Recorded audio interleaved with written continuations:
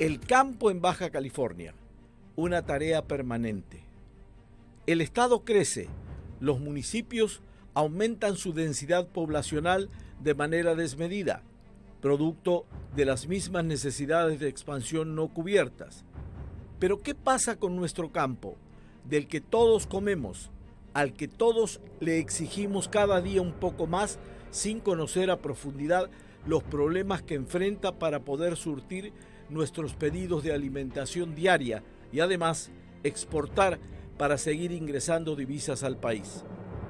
Hoy, sobre la mesa, abordamos este tema crucial del que muchos hablamos, pero pocos conocemos su problemática, su accionar permanente y las vías de solución propuestas para un mejor desarrollo integral.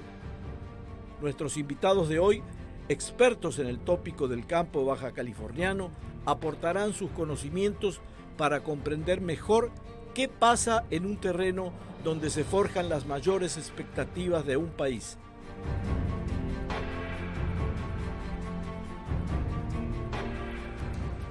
Buenas noches y bienvenidos a un nuevo programa donde pondremos sobre la mesa un tema de interés general, un tema, si se quiere, recurrente, pero que siempre hay que auxiliar permanentemente. Y para esto, bueno, presento a mi compañera que estamos estrenando un nuevo espacio. Así es, un nuevo escritorio. ¿Cómo le va? Muchas gracias. Gracias a usted, desde luego, por ser nuestro público fiel aquí en Sobre la Mesa. Y vamos a tocar el tema El campo en Baja California, una tarea permanente. Y me permito presentar a nuestros invitados, el ingeniero Miguel Ávila Niebla, gracias por acompañarnos.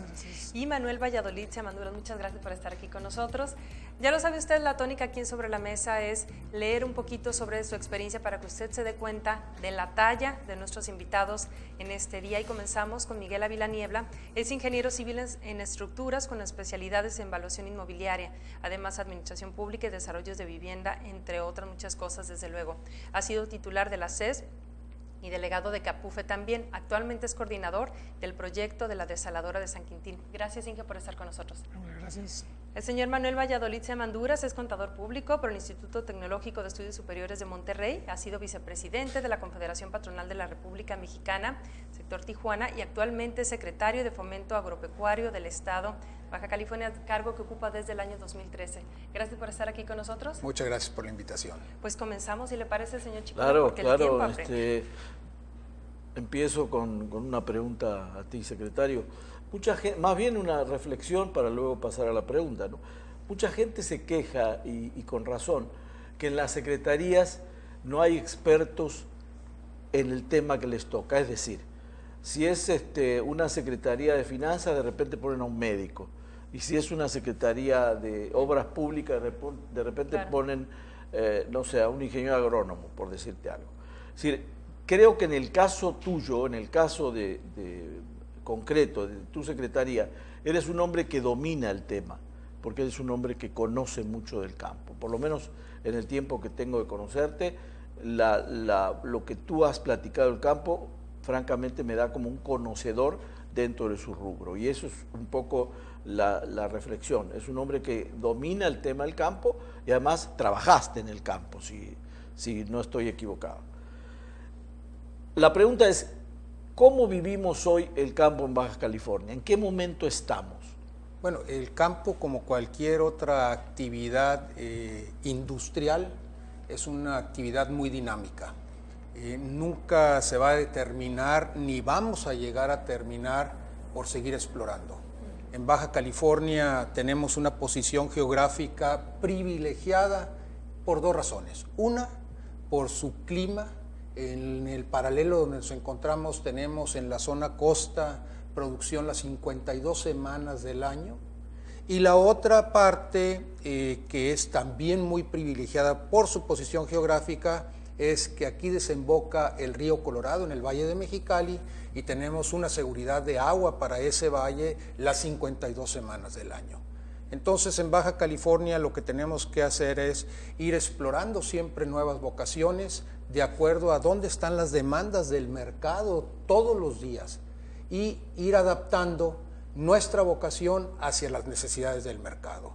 Baja California, por otro lado, tenemos una posición geográfica con un estado el más rico de la nación norteamericana, donde además ahí en California hay una gran distribución de los productos del campo hacia todos Estados Unidos y hacia el mundo también. Claro. Entonces nosotros con esa cercanía, donde lo que cosechamos hoy mismo podemos estar cruzando la frontera para estar accesando a esos mercados, y a diferencia de otros estados de la República. ¿Tenemos mano de obra suficiente? ¿Falta mano de obra? ¿O cómo estamos en ese terreno? Bueno, Baja California, tú sabes que es una sociedad poblada por migrantes de toda la República. Hoy por hoy hemos nosotros competido con la mano de obra con otros estados, porque la tecnología ha hecho que se abran nuevas áreas de cultivo en toda la República. Lugares donde antes no se sembraban ciertos cultivos ya se siembran. ¿Por qué? Porque hay mucha ciencia detrás de la agricultura, y por otro lado hay también nuevas oportunidades para los trabajadores del campo, donde hay otros sectores que les han abierto las puertas en condiciones a lo mejor más accesibles para ellos o menos expuestas a ciertas condiciones climatológicas, que les es atractivo. Y otra cosa también que es muy importante resaltar, hay más opciones también para los muchachos de estudio, entonces no se quieren quedar a trabajar en las labores del campo. ¿Qué hace eso? Hace que los productores, los empresarios del campo, hace que sean ellos más ingeniosos y más responsables socialmente con sus trabajadores, ofreciéndoles otros beneficios que no se los ofrece otras industrias. Principalmente te puedo decir que la mano de obra en el sector hortícola en el país es una de las actividades mejor pagadas hoy por hoy, sobre todo los que se dedican a la exportación de productos del campo. Ellos están pagando a destajo, donde los ingresos semanales de un trabajador jamás se podrán igualar en la industria maquiladora. Claro. No deja de ser un tema angustiante, porque siempre leemos que si la alimentación será suficiente conforme va avanzando la población o va creciendo la población en el mundo. Siempre hay es un tema inquietante. Es un tema de seguridad alimentaria. En el mundo, en el 2006, la FAO, que es el ala de la ONU, determinó que para el año 2050 íbamos a necesitar producir el 50% más de alimentos, claro, de los que se producían en el 2006. Para el 2050 ya lo tenemos en el umbral. Y decirte que eso es una realidad. Las mismas ciudades se van comiendo las áreas productivas.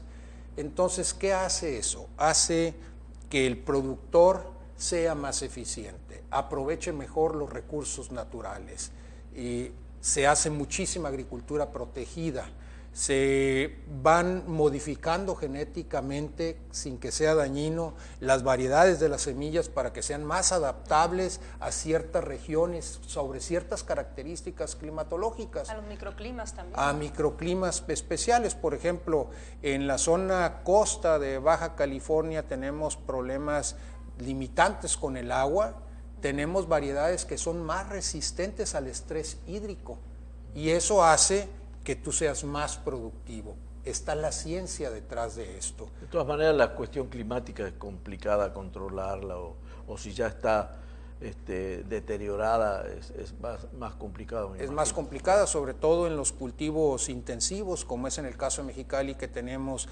trigo, algodón y alfalfas, donde no puedes hacer agricultura protegida por las superficies que se siembran. Ahí es más complicado. Hemos visto que están cambiando los ciclos agrícolas, hemos visto que los periodos óptimos de siembra van modificándose con el cambio climático. Y el cambio climático, si tú no te vas adaptando y no vas siguiendo el cambio climático, dejas de ser rentable. ¿Por qué? Porque no vas a tener la productividad esperada para cubrir tus costos y dejas de ser. Parece mentira que hay gente que todavía duda del cambio climático, ¿no? Duda de las afectaciones, de los efectos del cambio climático, y es una realidad. Ingeniero, tú que eres un gran conocedor del tema del agua, ¿cómo estamos, cómo está el Estado en la materia? ¿Cómo consideras que estamos en el tema del agua? Sin duda estamos en un punto cercano a crisis en muchas áreas del estado. Hay acuíferos sobreexplotados en diferentes valles, sobre todo en alguna parte en San Quintín y en el Valle de Guadalupe un poco, en alguna parte pegada a la costa, pero eso no es eso no deja más que voltear a ver los cultivos que sean económicamente viables y que sean de bajo consumo de agua, reorientar cada vez más, como decía el secretario, el cultivo que tenemos hacia algo que sea adecuado a las condiciones.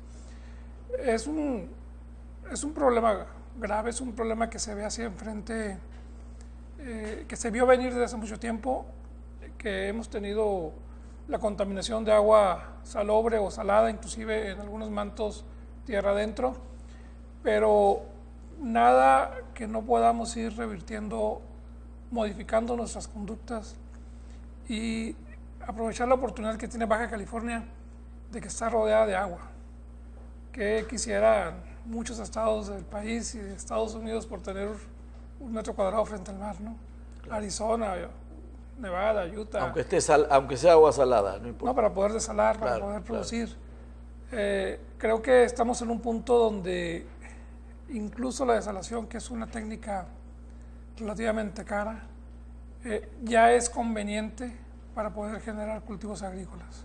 Entonces llegamos a un punto donde es tan valioso y ha mejorado la ciencia para poder poner el agua desalada a nivel asequible para la población. Es lo que te iba a preguntar, es decir, ¿lo incosteable del agua salada se superó o se va superando, no superando, pero sí se va acortando la distancia que había antes? Es decir, desalar el agua era muy caro, ¿no? Cada vez es más económico, cada vez son más eficientes las membranas y los motores, y llega un punto donde ya se está viendo como ya es viable económicamente hasta para producir productos orgánicos, ¿no? Digo, agrícolas. El agua sigue viniendo del río Colorado, si el agua la seguimos importando, eso es una realidad, ¿no? Sí, a las ciudades. A las ciudades. Bueno, sí, en el campo de Mexicali. En el campo de Mexicali, realmente el agua de las ciudades, que es Mexicali, Tijuana, Tecate y Ensenada. Rosarito no era municipio cuando salió el decreto en 1974 por el presidente Echeverría Álvarez. Estos 4 municipios tenían derechos de agua del acuífero subterráneo en el Valle de Mexicali. Por razones de prácticos, hay un intercambio de agua subterránea del acuífero hacia el agua del río Colorado, que es el agua superficial que llega constante y sonante desde 1944, que se firma un tratado con la Comisión, a través de la Comisión Internacional de Límites de Agua de la Secretaría de Relaciones Exteriores. Esa agua es la que viene a la ciudad de Tijuana y mucha gente no lo sabe. No. Mucha gente no sabe que al abrir la llave de su casa para bañarse, esa agua transitó 2.335 kilómetros para llegar a la frontera, se capta y todavía tiene que transitar otros 180 kilómetros para llegar a Tijuana, y luego ahora que se manda a Ensenada tiene que transitar en ese flujo inverso hacia la ciudad de Ensenada. Es un agua que muchas veces los ciudadanos de esta zona no valoramos porque no padecemos de sequía realmente, siempre hay agua en Tijuana porque siempre está el flujo del acueducto funcionando, y Miguel fue director del CEA, de la Comisión Estatal del Agua, y él conoce ese tema mucho mejor que yo. El agua de los acuíferos es diferente, el agua es un recurso natural, y como recurso natural tiene 2 características que tenemos siempre que tener en el tablero con luz amarilla. Es finita y es muy vulnerable. Entonces, lo que es finito y lo que es vulnerable, si no lo cuidamos, tiende a desaparecer. Tiende a desaparecer. Claro. ¿Qué es lo que pasó? Ustedes 2 no son de aquí de Tijuana, pero Miguel sí, los que somos de Tijuana, lo primero que se hacía al construir una casa eran las famosas pilas con un tanque de presión. Sí. ¿Y por qué? Porque usábamos agua del acuífero subterráneo de la cuenca del río Tijuana y luego de la misión que está ese tubo que ahora se usa en inverso para llevar el agua hacia Ensenada, de allá traían el agua a Tijuana. Y se acabaron los acuíferos, entonces todos los dueños de sus casas, las amas de casas, se aseguraban de tener una pila, como ahora se tienen esos tanques en los techos en muchas ciudades de la República. Ojo, tenemos agua, pero es un agua cara traerla hasta acá. Claro. Lo decía muy bien ahorita el ingeniero Ávila, el agua de mar es una opción. Tenemos que buscar nuevas fuentes de agua, y hay dos nuevas fuentes. Más aparte, lo que se tiene que hacer siempre en el acuífero.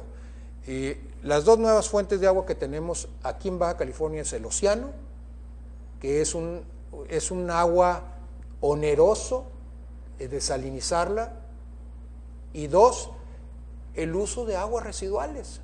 Sí, claro, el agua de reuso. Que lo usan en muchos países del mundo para producir productos de consumo humano.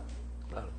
Como son fresas, espárragos, espinacas, apios, toda la parte de Salinas, Castroville, donde es el huerto de Estados Unidos, se riegan allá 12,000 hectáreas con aguas de la línea morada. Wow. Y cuando ha habido brotes epidemiológicos de hepatitis o salmonela, lo primero que hace la agencia que se encarga de ver eso, que es la FDA, va a la planta y lo primero que dicen, aquí no se ocasionó el problema. ¿Por qué? Porque una planta que trata el agua de acuerdo a los protocolos es un agua mejor que la misma del acuífero. Claro. No está contaminada, es un agua que al contrario está descontaminada, y la pones tú en las características que necesitas para cada cultivo en particular. ¿Eso qué te hace? Ser más eficiente, claro, porque un cultivo, por decir algo, las fresas necesita una calidad de agua y los tomates necesitan otra calidad de agua. Entonces manipulas tú el agua, y al manipularla eres mucho más eficiente, más productivo, más competitivo. Es muy cara tratar el agua de mar, sí es muy cara, pero es más caro no tenerla. Como dicen, si la educación es cara, prueba con la ignorancia. Claro. Aquí es igual, o sea, si el agua es cara, prueben sin agua. No, sí está. Ingeniero, yo hace años escuchaba mucho más del agua morada, del agua de reuso. Hay una especie de silencio estos últimos años, pero no sé si se sigue trabajando con la misma fuerza. Se está trabajando con el agua morada aquí básicamente en Tijuana y Mexicali. ¿Por qué Tijuana y Mexicali?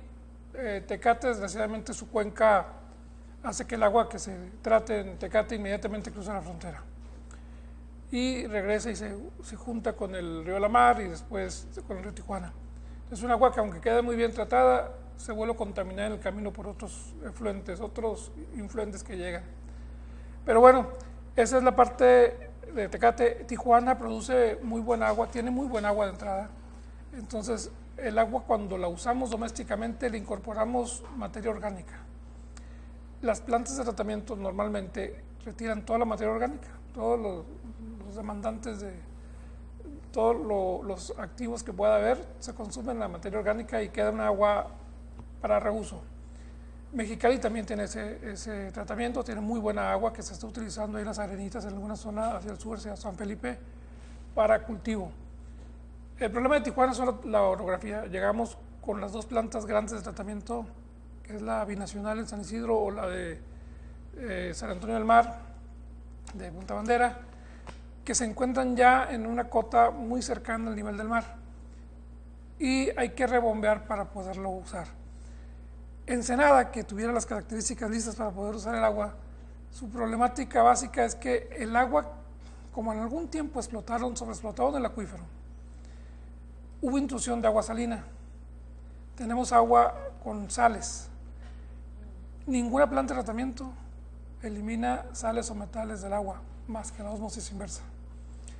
Eso hace que en Ensenada se tiene que tomar primero una medida de desalar agua para tener agua limpia en las tuberías. Ya una vez que se use, se podrá tratar y usar para reuso. Actualmente se está utilizando solamente para ciertos cultivos que son tolerantes a a la salinidad que tiene el agua tratada, sobre todo en la zona de Mañadero. Creo que es una alternativa, pero para poderla usar más ampliamente necesitamos que el agua que tenga Ensenada sea un agua ya más limpia. Eso va a suceder, yo creo, muy pronto, ya que se echa a andar la desaladora de Ensenada y que provee otros 250 litros por segundo de agua limpia. El agua de tratamiento de las plantas residuales va a poder ser utilizada perfectamente para cualquier tipo de cultivo. Aquí en Tijuana, la CESP, en La Monita, Sí. con Camilo Magón y asesorándolos, es un viñedo ¿verdad? muy bonito, usando agua tratada, y ya hicieron un vino y han estudiado todo el proceso y la afectación que pudiera haber tenido la planta. No hay ninguna. Se ha checado la planta, las hojas, todo el proceso de vinificación y el producto terminado, y ahorita pasa cualquier, bueno, siempre pasa cualquier examen de todo, y creo que es un excelente vino, y ha sido la muestra para poder decir, señores, Claro. se puede usar y se puede usar para consumo humano. Y sería un ahorro importante, ¿no? Desde luego. Desde luego, ahora hay que llevarla también cotas arriba, o sea, metros arriba, para poderla utilizar en los valles. Pero bueno, tenemos las plantas de Tijuana que ya están más hacia la planta de Monte de los Olivos, la planta de La Morita, ya se encuentran en zonas altas de la ciudad, que se pueden utilizar en las partes bajas, tanto para jardines, o se pueden, como se encuentran muy cerca del Valle de las Palmas, ya se pueden trasvasar a Valle de las Palmas o incluso a Valle de Guadalupe. Hay algunos proyectos para poder llevar esta agua a Valle de Guadalupe, ya sea de Tijuana o de la planta del Sausal, llevarla a Valle de Guadalupe en solamente unos cuantos kilómetros arriba, o llevar la de Mañadero, la planta del Gallo, hacia la zona sur de Ensenada. Eso te iba a preguntar porque siempre se platica que no se oye generalmente que Mexicali y Tijuana tengan tantos problemas con el agua como el caso de Ensenada, que fue muy fuerte hace un año y medio. No sé si se puede decir en los municipios el que menos problema tiene es Tijuana o Mexicali, o es parejo esto. Porque Ensenada no recibía agua del río Colorado. Esa es la respuesta. Tijuana no tiene agua. Tijuana tiene el agua del río Colorado. Por eso digo, la sociedad tijuanense debe de saber el origen del agua. Claro. De otra forma, desperdicias el agua. Y la cultura del agua es eso, saber. En la escuela nos enseña dónde están los ríos, pero no para qué sirven los ríos. Claro. Y eso es lo que tenemos nosotros en la cultura. ¿Para dónde van? ¿Dónde están? O sea, la geografía, y nos los macheteamos, pero no nos enseñan la otra parte de la importancia del agua. El agua es el recurso natural más importante que tiene cualquier sociedad. Claro. Sin agua no hay nada. No hay vida. Vayan ustedes a la Laguna Salada, no hay vida. Y la poca vida que hay se está muriendo. Entonces Ensenada había dejado de recibir 9 millones de metros cúbicos que tenía asignado a través de aquel decreto que platicábamos hace un momento. Ahora ya le está regresando el agua, y como dice el ingeniero Ávila, va a ponerse en función una planta desalinizadora de 250 litros por segundo, que son casi 8 millones de metros cúbicos al año, más aparte los 9 que ya le puedan estar llegando del río Colorado. Eso va a hacer que Ensenada ya no padezca realmente de esa escasez de agua. ¿Ibas a agregar algo, Miguel? Sí, complementando lo que dice Manuel, Tijuana es una zona, o Ensenada, somos una zona mucho más desértica que Phoenix o que Tucson, porque ellos tienen el río Colorado o el río Gila pegadito. Tijuana no tiene un río permanente cerca. Si bien es cierto el agua no nos falta porque la traemos por acueducto, creo que es importante que nosotros, la ciudad, nos concienticemos de la necesidad, de la falta de agua que no existe en Tijuana, no existe en Ensenada, no existe en Rosarito. Si no se trae desde muy lejos, esta agua no estuviera, y no debemos con ella regar camellones de bulevares como pasa en Tijuana, y que no lo vamos a ver en Las Vegas, y no lo vamos a ver en Phoenix. O sea, no va a haber un camellón que se riegue con agua potable. No hay río cerca, ¿no? Y lo otro es, cuando vamos a la producción agrícola, decimos, bueno, ¿qué sigue? Hay que usar el agua tratada. Hay gente que tiene un cierto miedo, hay cierto tabú. Y yo nomás volteo a ver el río Colorado y digo, ¿qué hace Las Vegas o cualquier ciudad que esté pegada al río después de haber usado el agua? ¿A dónde la va a mandar el agua tratada? al río. Otra vez. Y llega al río, y llega, y se usa varias veces, y llega hasta cruza la frontera y le llega con nosotros. Tenemos que interrumpir porque se pasó la media hora rapidísimo. Así es. Vamos a hacer una pausa, pero desde luego volvemos, señor Chicone, con este tema tan importante, el campo en Baja California, una tarea permanente. Y bueno, está usted en Sobre la Mesa, vamos a hacer una charla. Ya volvemos con más, no le cambie.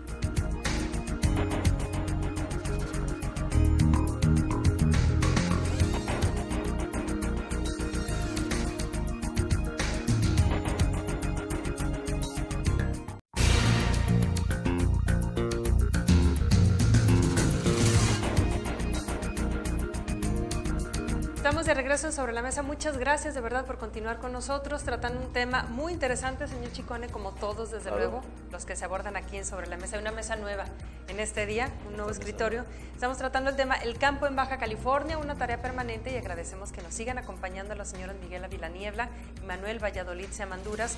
Y bueno, estamos hablando sobre el tema de las aguas tratadas y las aguas crudas, porque pues entra también dentro de la materia, y yo les preguntaba sobre si la ciudadanía debe tener o no inquietud cuando adquiere un producto en la calle, fruta, verdura en específico, no sé, se me viene a la mente caja de fresas o, bueno, rábanos, no me ha tocado ver que lo vendan así, los espárragos, por ejemplo. ¿Debe existir la confianza en el ciudadano al comprar ese producto, es decir, cómo fue cosechado? Bueno, definitivamente lo comentamos, el ingerir alimentos es un acto de confianza. Sí. Muchas veces lo que tú ves en las esquinas, en los cruceros en la ciudad de Tijuana, cuando están vendiendo espárragos o están vendiendo fresas, son fresas producidas bajo una regulación, porque son productores principalmente que están produciendo. Producir fresas es muy costoso.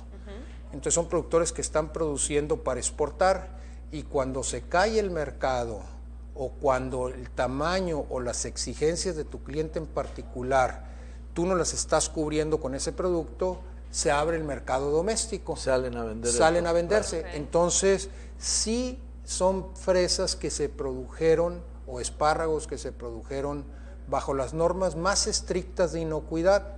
Aquí lo que hay que tener mucho cuidado es que el trabajo post cosecha, el que estén en la calle, que estén los mismos señores que te venden las fresas, agarren sus fresas con sus manotas y con sus manotas te cobran. Entonces, tú tienes que tener cuidado de que esas fresas se tendrán que lavar bajo el rigor que cualquier ama de casa hace, ¿verdad? Entonces, el agua recuperada, y yo le digo, es agua recuperada, más que tratadas, son aguas recuperadas, que en lugar de vertirlas al mar o infiltrarlas o dejarlas en esos procesos de aireación para que se vaya evaporando, se debe usar. Esta zona de Baja California, entre Tecate, Tijuana, Rosarito, tenemos alrededor de 140 millones de metros cúbicos por año. De esos 140 millones de metros cúbicos por año, se recuperan, se tratan y se vierten al mar alrededor de 80 millones de metros cúbicos. Imagínate lo que se puede hacer con 80 millones de metros cúbicos. Realmente puedes desdoblar la producción. Sí. Es costoso, entonces tienes que ir sobre cultivos que realmente paguen la inversión. Claro. En México, la Ley General de Aguas nos exenta a los productores a tasa cero el costo del metro cúbico. Entonces, los productores por generaciones hemos estado hechos a que el agua no cuesta. Pero en el momento en que la tienes que tratar, tiene un costo adicional. Entonces, el productor que va a usar un agua recuperada, que va a desalinizar agua, va a tener que pagar por ese proceso. Entonces, ahí le tiene que cambiar su visión, porque ya entra un factor adicional. Y te pongo un ejemplo, en el Valle de Mexicali el agua que llega por el río Colorado a un productor le cuesta el metro cúbico. El metro cúbico son 5 barriles de esos de 200 litros que vemos nosotros a veces atrás en las camionetas en los ranchos. 5 barriles de esos es un metro cúbico. Cada barril son 200 litros, son 1000. 5 de esos es un metro cúbico. A un productor le cuesta $0.01. y lo pongo en dólares para que sea muy fácil. A un productor en maniadero, tratar el agua salina del acuífero le cuesta entre 38 centavos hasta 58 centavos de dólar. Y los paga. Claro. Porque no tiene opción si quiere seguir en la actividad. Claro.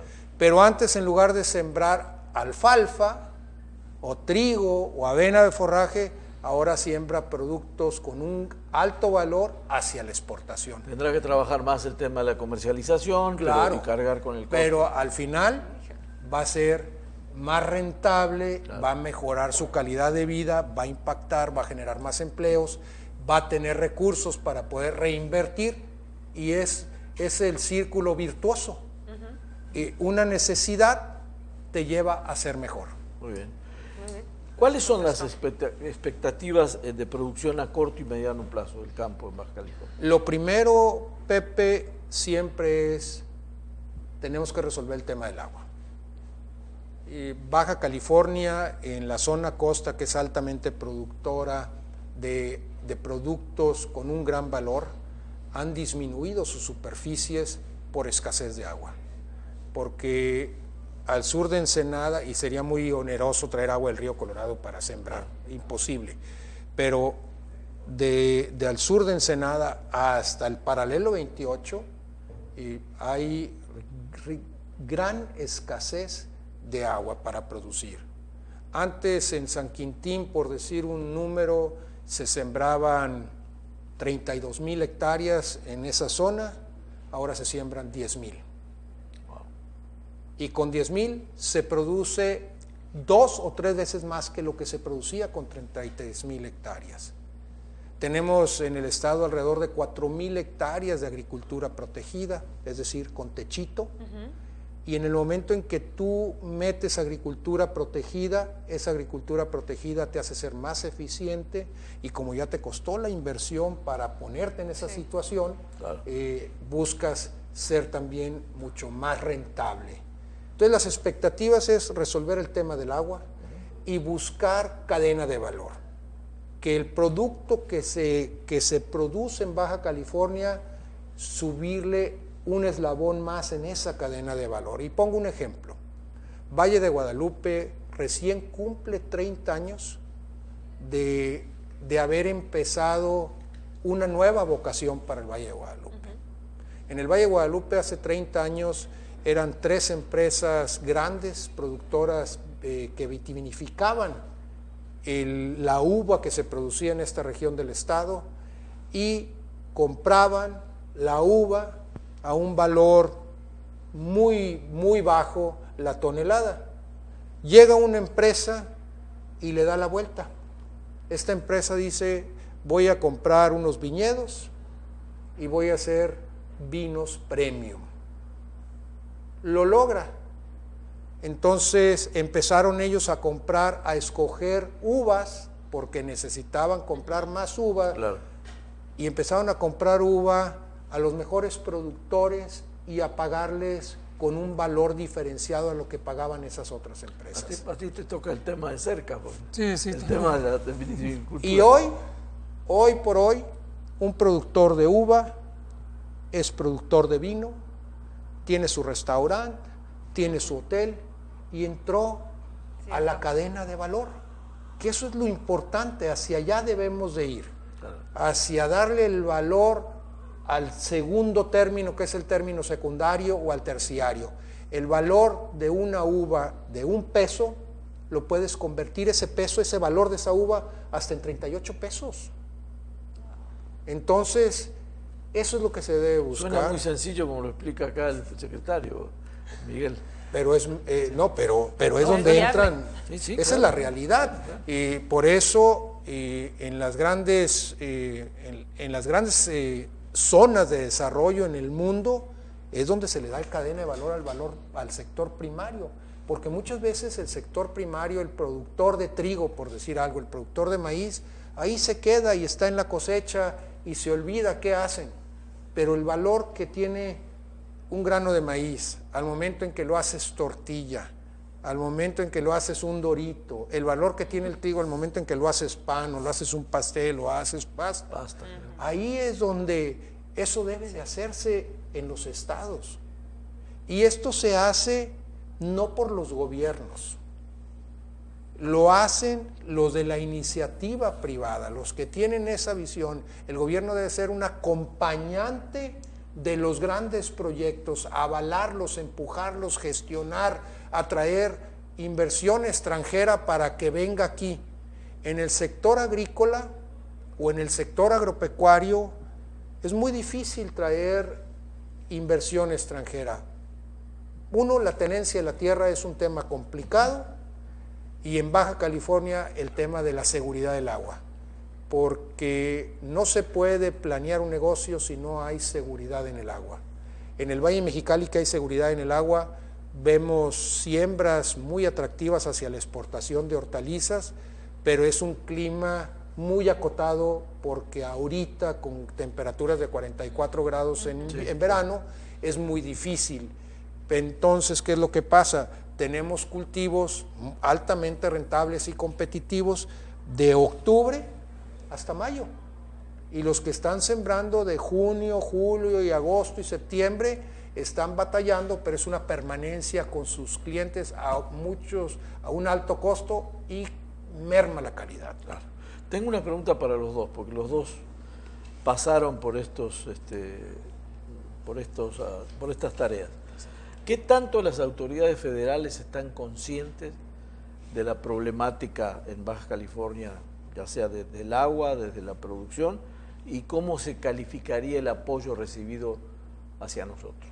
¿Quieres contestar tú primero, Miguel? Yo creo que gran parte la tiene la respuesta, pero sí voy a tomar nada más una pequeña parte. En Baja California o en México, el agua agrícola es por concesión. Es algo que tendrá que cambiar muy pronto. Es una concesión por un título que garantiza o le permite a uno sacar un volumen de agua, con dos asegúnes. Una, no tiene un costo por metro cúbico. Dos, la energía hasta ahorita al uso agrícola viene subsidiada. Lo pongo en la mesa porque seguramente en México vienen cambios muy importantes en cuanto a la producción de energía, que es lo que va a dar costo al agua, y en cuanto a poder tener un título de concesión abierto, usos o no se use, tienes una dotación muy grande de agua, que te garantiza la producción si trabajaras todo el año.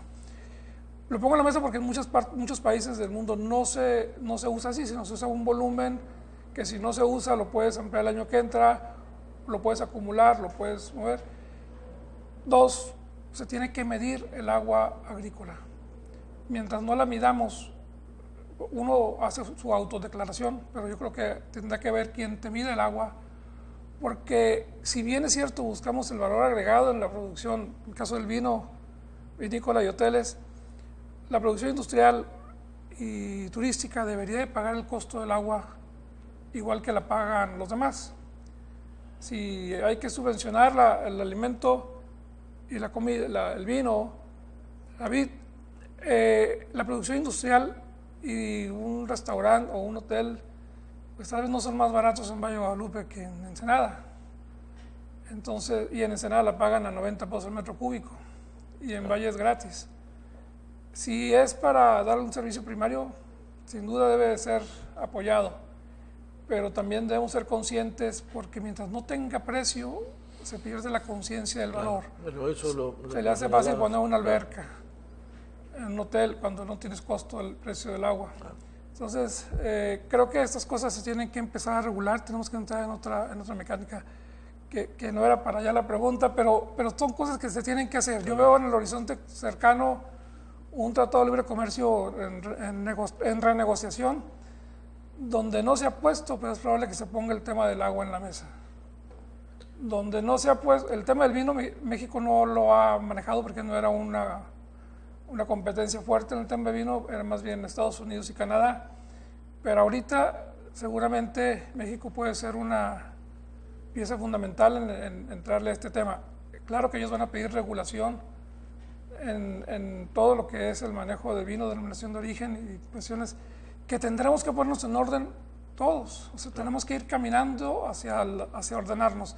El tema de uso de aguas tratadas, decía muy bien el secretario, hay una normatividad que se cumple al 100%, que se cumple al 100% y el 100% del tiempo. Porque no puedes tener la probabilidad de equivocarte en una planta de tratamiento, porque entonces sí las consecuencias serán muy grandes. Tiene que garantizar que jamás va a pasar nada, que todo se va, que tienes un plan B para el caso de que haya alguna descompostura y no utilizar esa agua en eso. Y creo que hay mucho por hacer. Se ha hecho mucho, Baja California ha avanzado y sobre todo los agricultores de la zona costa han evolucionado mentalmente para ir cambiando a productos con más valor y con menos consumo de agua. Yo recuerdo que el sur de California hace muchos años y Baja California era productor de cítrico. Lemon Grove se llama así porque era de limones. Chula Vista era cítrico, era puro planteo de cítricos, sobre todo naranjos. Y sin embargo, como consumen mucha agua, fueron cambiando su uso del suelo. Creo que Baja California, los agricultores han tenido esa visión y han ido moviéndose a cultivos con menos consumo y con más valor, que es una parte que le falta a lo mejor al Valle de Mexicali, una agricultura que es un poquito más cómoda porque garantiza su agua del río Colorado, pero que seguramente muchos agricultores han ido poniendo, de la costa han ido poniendo la semilla y la muestra de lo que viene. Muy ilustrativo. La pregunta era un poco qué tanto las autoridades federales están conscientes de lo que pasa aquí y qué tanto apoyo reciben. En el tema del agua, les puedo decir con experiencia personal, en las últimas 2 administraciones federales se insistió mucho por parte de los productores de la zona costa de que autorizara la Conagua un cambio en la ley donde nos permitiera a los productores explorar acuíferos marinos, es decir, a la orilla del mar hacer perforaciones donde es un agua de mar, es agua de mar que no compite con el acuífero marino y extraer esa agua sin que te afectaran tus concesiones de agua del acuífero, de agua dulce. En las 2 últimas administraciones del presidente Fox y en la administración del presidente Calderón, se hicieron muchos acercamientos, muchos planteamientos, muchas propuestas para que autorizaran este apartado. Tengo que reconocer que en esta administración del presidente Peña Nieto, con mucha gestión del gobernador del estado, alineadas las estrellas por parte del director anterior de la Conagua, David Korefel, y ahora de Roberto Ramírez, se acaba de publicar el 11 de mayo de este año la explotación para pozos playeros, donde existe toda una reglamentación que es lo que debes de hacer, pero ya te permite, si tú demuestras que son aguas con 15,000 partes por millón, cuando menos el agua de mar tiene 34,000 partes por millón, entonces si tú demuestras eso y tienes el umbral de 1 kilómetro de la marea más alta, tierras adentro, te permite hacerlo. No es para todos y no es para cualquier cultivo, pero es una opción que tú ya tienes. Entonces, si me preguntas, contestando una pregunta así en particular, sí ha habido apoyo. Sigue lo siguiente, hay que desarrollar infraestructura, porque el papel ya te dice lo puedes hacer. Ahora, para hacerlo, tendremos que desarrollar mucha infraestructura. Todavía no la hay aquí en el caso de Baja California. En el caso de Baja California hay mucha infraestructura particular, no para agua de mar, para agua de acuíferos ya contaminados por agua de mar, que son en tus mismas concesiones, Anabelia. Pero ahora ya, si tú quieres tener un plan de negocios y quieres proyectar a largo plazo, tú ya tienes la opción de extraer agua de mar, donde es ilimitada esa agua, es ilimitada. Tienes que cumplir una serie de requisitos ambientales, pero ya existe la posibilidad de hacerse. En ese sentido, mucho apoyo. Sí falta, la distancia es lacerante, la distancia que tenemos en Baja California contra el centro. Es un impedimento. Somos productores importantes en varios cultivos, Mas no somos el número uno más que en un cultivo, en el cebollín, que es para exportación, las cebollitas verdes. Sí, sí, sí. Pero fuera de eso, ocupábamos muchos segundos lugares y ahorita hemos ido retrocediendo a terceros y cuartos y quintos lugares por la escasez del agua. Somos, por ejemplo, en tomate, el segundo lugar, ahorita el cuarto lugar en producción en el país, pero somos el segundo lugar en valor comercial. O sea, cuarto lugar en volumen, pero segundo lugar en valor comercial por la calidad, por la mano de obra que se utiliza, cómo se empaca. Sabemos darle la vuelta. Entonces, sí hay ayuda, hay que hacer mucha gestión. Y hubo avances. Hay avances, pero no puedes quitar el dedo del renglón. Esa es obligación del gobierno del Estado, es obligación de un servidor estar ante las autoridades federales gestionando y empujando los temas que nos interesan. Tenemos tiempo para una pregunta más. Sí. Que le quiero hacer al secretario. Secretario, ¿cómo consideras nuestra relación campo a campo con los productores americanos y con el gobierno americano? Son dos preguntas muy interesantes. Campo a campo, en ciertos cultivos estamos mejor que ellos. Les damos la vuelta. Tenemos empresas, y se los decía, no sé si en el corte, el hecho de exportar, estamos más vigilados que los productores domésticos de Estados Unidos. Entonces, eso nos hace ser mejores. La vocación de los productores mexicanos y el compromiso de los productores mexicanos está más en la sangre que los productores norteamericanos. Eso nos hace ser diferentes. En ciertas medidas y en ciertos cultivos sí nos rebasan de lejos, pero tenemos una gran ventaja en Baja California. Tenemos esa transferencia de tecnología cruzando la frontera. Esa tecnificación del campo, realmente que nosotros somos punta de lanza en México, es también por la cercanía con Estados Unidos. Con las autoridades, como es en todos los países, ellos velan por sus propios intereses, por la seguridad alimentaria de ellos, por no descapitalizar a su industria, por proteger a los consumidores. Pero una vez que el productor mexicano entiende eso, es capaz de rebasarlo, y es fácil rebasarlo. La renegociación del Tratado de Libre Comercio va a tocar al campo. Va a tocar al campo, pero existen grandes aliados del sector agrícola y ganadero de Estados Unidos a favor de que se respeten las reglas. Eso es alentador. Sí, desde luego. Pues estamos ya en la eso, recta final. Se quedan muchas preguntas porque pues son temas interesantes sin duda que no se agotan, a diferencia del agua que sí puede ocurrir en nuestra región. Cuando hay dos expertos, eso es lo que pasa, ¿no? Se acaba el tiempo rápido. Desde luego. Y bueno, pero pues nos iríamos ya con las... Hemos aprendido mucho más y bueno, agradecerles de nuevo a los dos. ¿Sí, alguna conclusión final, primero de su parte? Bueno, decirles que el sector agroalimentario en cualquier sociedad es el sector más importante.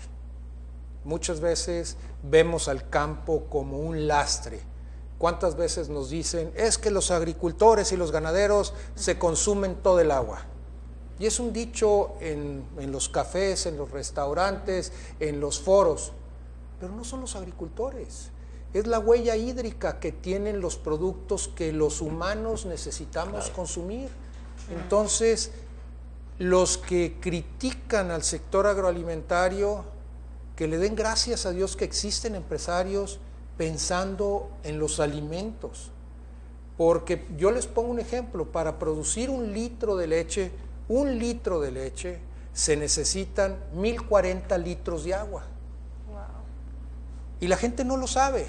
Una hamburguesa, su huella hídrica entre el pan, la carne, la lechuga, el tomate, el pepino, la cebolla, la mayonesa, la mostaza, 2.400 litros de agua. Y no son datos dichos por mí. Qué bárbaro. Son datos que están en la huella hídrica estándar en el mundo. Somos los humanos. Entonces, yo sí, valoren el esfuerzo que hacen los productores. Imagínense la ciudad de Tijuana, 1.800.000 habitantes. En dos días que hubiera una catástrofe, no voy a decir de qué tipo, pero una catástrofe donde no hubiera flujo de alimentos, en 2 días hay desabasto. Claro. ¿Qué van a hacer? No, terrible, terrible. Un Esa es la importancia de lo que nosotros dejas. Podemos prescindir Pensando. de la electricidad, podemos prescindir de muchas cosas, de nuestros vehículos, de cambiar de camisa, de cambiar de zapatos, pero no vamos a poder prescindir de beber y de comer. Recalcar lo que el secretario, la importancia del agua, la importancia de los alimentos, la necesidad de tener un estado balanceado en sus ingresos, en producción agrícola, pecuaria e industrial, generar fuentes de trabajo y condiciones en campo para que podamos vivir dignamente tanto en la ciudad como en el campo, es fundamental. Y si no hay agua, ni para vivir, ni para alimentos. Sí, no hay vida, claro. Así de sencillo. Pues muchas gracias. Nos vamos. Nos vamos ya. El programa. Desde luego, como siempre, muchas gracias. Miguel Avilaniebla por haber estado con nosotros. Señor Manuel Valladolid Semanduras, esta es su casa como siempre. Y bueno, nos veremos ya en una semana en Sobre la Mesa. Muchas gracias por haber estado con nosotros. Soy Ana Belia Guzmán. Hasta la próxima.